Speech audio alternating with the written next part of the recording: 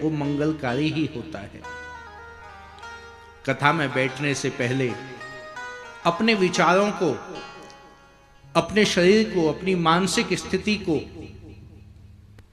पवित्र करने के लिए भगवान के पावन नाम का स्मरण करें। हम सभी लोगों के अंदर कुछ ना कुछ कमियां हैं। मानव जीवन में कुछ कमियों के बिना तो होता ही नहीं है।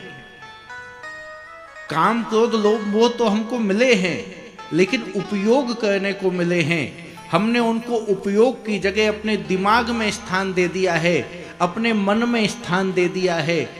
जो काम हमें परिवार की वृद्धि के लिए था, उसको हमने अपने जीवन का मुख्य लक्ष्य बना लिया। जो धन हमारे परिवार की सामग्री के लिए, संसार की वस्तुओं के लिए, जीवन यापन करने के लिए, बताओ बिना पैसे के रोटी खा सकते हो क्या? क्यों जी? पैसा तो कमाना पड़ेगा।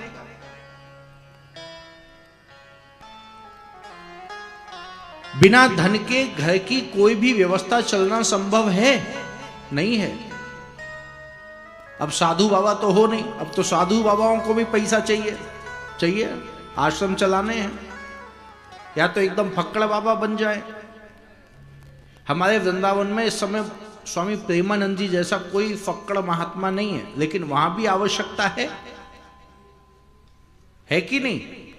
व्यवस्थाएं चलती हैं, ठीक, लेकिन महात्माओं को छोड़ दो, गृहस्थों को तो बिना धन की व्यवस्था के काम चलेगा ही नहीं।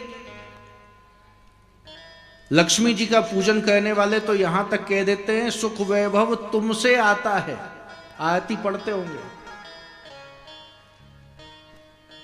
जितने अनुष्ठान होते हैं, जितने पूजा पाठ होते हैं, उसमें भी पैसा लगता है। अपने शौक मौज होते हैं, उसमें भी पैसा लगता है। आवश्यकता तो कम से कम में चल जाए, लेकिन भगवान की कृपा, बहुत बढ़िया तरीके से जीवन जिलाने में मां लक्ष्मी जी का भी बड़ा उपयोग है। धन की भी आवश्यकता है। बिना अनुशासन, बिना डांटे काम चलता है क्या काम करवाने में? क्यों भैया वेद जी? आप सबका नाम नहीं जानता, आप सब जानते होंगे। बिजनेसमैन अपने कर्मचारियों को न डांटे तो काम नहीं चलता। हमारे गोविंद जी भी डांटते रहते हैं कई बार। ये माताएं अपने बच्चों को डांटती हैं, किस लिए? उनका अहित चाहते हो कि अनुशासन बनाए रखना चाहते हैं, कि अनुशासन बना रहे? यही तो इच्छा है कि बच्चा सुधरा रहे, डांट खा के भी काम ठीक से करे। कल हमारे गोविंद भैया बताने लगे कि वेद जी का एक स्वभाव है, किसी को डांट देते हैं, उसके बाद में उसकी चिंता करते हैं, बुरा तो नहीं मान गया ये। हम सबका भी स्वभाव कुछ ना कुछ होता ही है।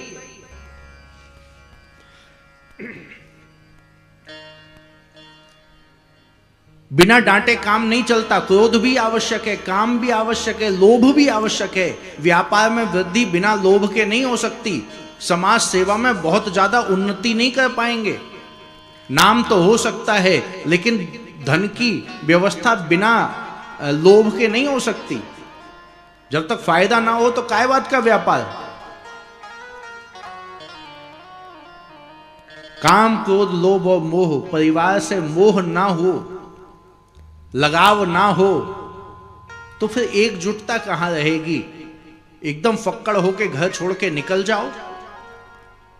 भाई कनेक्ट बना रहे, घर में एक दूसरे से जुड़ाव बना रहे, यही तो मोह है।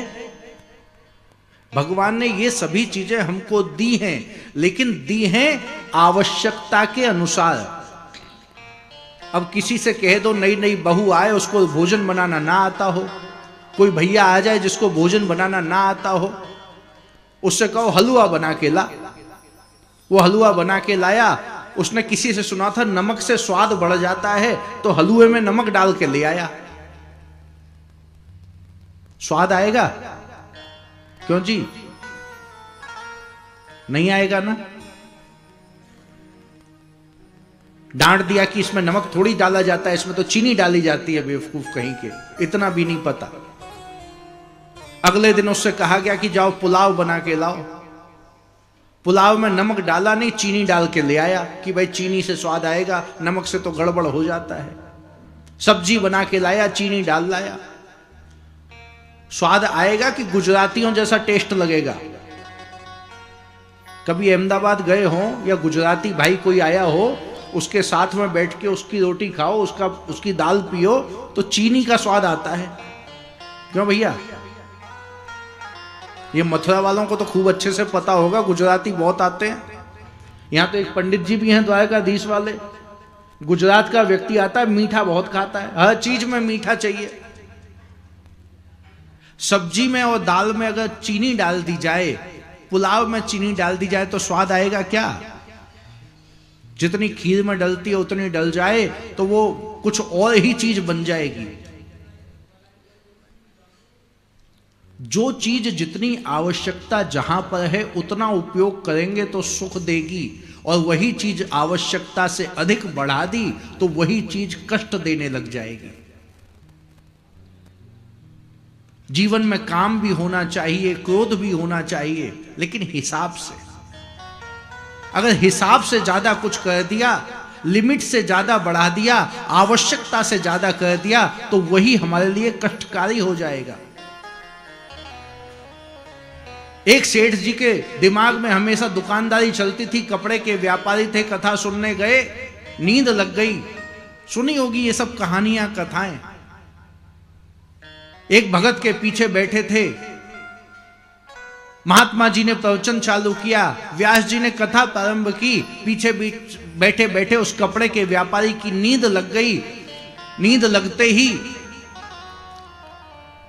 सपने में कोई दुकान में बैठा हुआ वो व्यापारी बैठा था, सपने में कोई व्यापारी, कोई दूसरा ग्राहक आया और कपड़ा खरीदने की मांग करने लगा। बात तय हो गई। दुकानदार ने कहा, व्यापारी ने कहा कि भैया ये कपड़ा हम तो 100 रुपए मीटर में लेंगे। जो दुकान का मालिक था, दुकानदार था, उसने कहा नहीं नहीं, ये कपड़ा हम 200 में देंगे। ग्राहक वापस जाने लगा, दुकानदार ने कहा चल 150 में फाइनल किया और कपड़ा फाड़ा। सपने में कपड़ा फाड़ा, लेकिन कथा में आगे जो बैठा था उसी का कुर्ता फाड़ दिया। क्यों? क्योंकि दिमाग में हमेशा व्यापार घुसा हुआ है। हम भी कथा में जाते हैं, सत्संग में जाते हैं, बैठे बैठे क्या अपने व्यापार का चिंतन नहीं होता?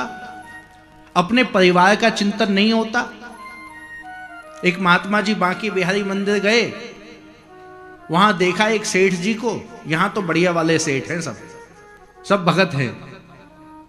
कोई बंबई से सेठ आया था, बांके बिहारी जी को देख के 500 का नोट निकाला और भगवान से कहने लगा, हे ठाकुर जी, मेरी फैक्ट्री अच्छी चल जाए, पत्नी का स्वास्थ्य अच्छा रहे, बेटे बेटियों की खूब अच्छी पढ़ाई हो, खूब नाम रोशन करें। महात्मा जी को हंसी आ गई। महात्मा जी को हंसता हुआ देख के सेठ बोला, भगवान आप हंस क्यों रहे हो? महात्मा जी बोले, उल्टे काम करेगा तो हंसी आएगी ना। अरे मंदिर में ठाकुर जी को तो नोट दिखा रहा है और याद परिवार वालों को कर रहा है, ना उनको फायदा ना तुझको फायदा। भगवान को नोट नहीं चाहिए, भगवान को श्रद्धा चाहिए, भगवान को भाव चाहिए। भाव का भूखा हूं मैं और भाव ही एक सार है, भाव से मुझको भजो तो भव से बेड़ा। पैसा परिवार वालों की आवश्यकता हो सकती है, धन परिवार की आवश्यकता है, व्यापार की आवश्यकता है। भगवान को श्रद्धा अर्पित कर दो, भगवान के दर्शन करो, भगवान से मन को मिलाओ, तेरा काम भी हो जाएगा, उनका काम भी हो जाएगा। हम सबकी स्थिति यही है, हम सत्संग में जाके अपने मन को भगवान से मिलाना चाहते हैं, लेकिन हमारे पूर्व पापों की वजह से पाप नहीं चाहते कि मनुष्य का कल्याण हो, इसको मुक्ति मिले, तो कहीं ना कहीं उसको फंसाने के लिए प्रपंच बुनते हैं, जाल बुनते हैं, तरह तरह की गतिविधियां करते हैं। मन में कभी व्यापार आएगा, कभी धन आएगा, कभी परिवार आएगा, कभी भोजन आएगा, कभी नींद आएगी, कभी कुछ ना कुछ आता रहेगा। बस भगवान में मन नहीं लगने देते। व्यक्ति को चाहिए मन को पक्का करके भगवान के चरणों में लगाए, भगवान की शरण में लगाए। उनकी कृपा से ही हमारे सभी काम हो रहे हैं। उनकी कृपा का अनुभव करते हुए 2-4 बार भगवान के नाम का स्मरण करें। नाम का स्मरण करते हुए मन को भगवान से सच्चाई में लगा के देखो, जो अब तक हो रहा है ठीक है, जो होगा ठीक है। अपना मन अभी तो लगा दें, पिछली बातों को भूल के आगे की चिंता छोड़ के मन को भगवान में लगाएं।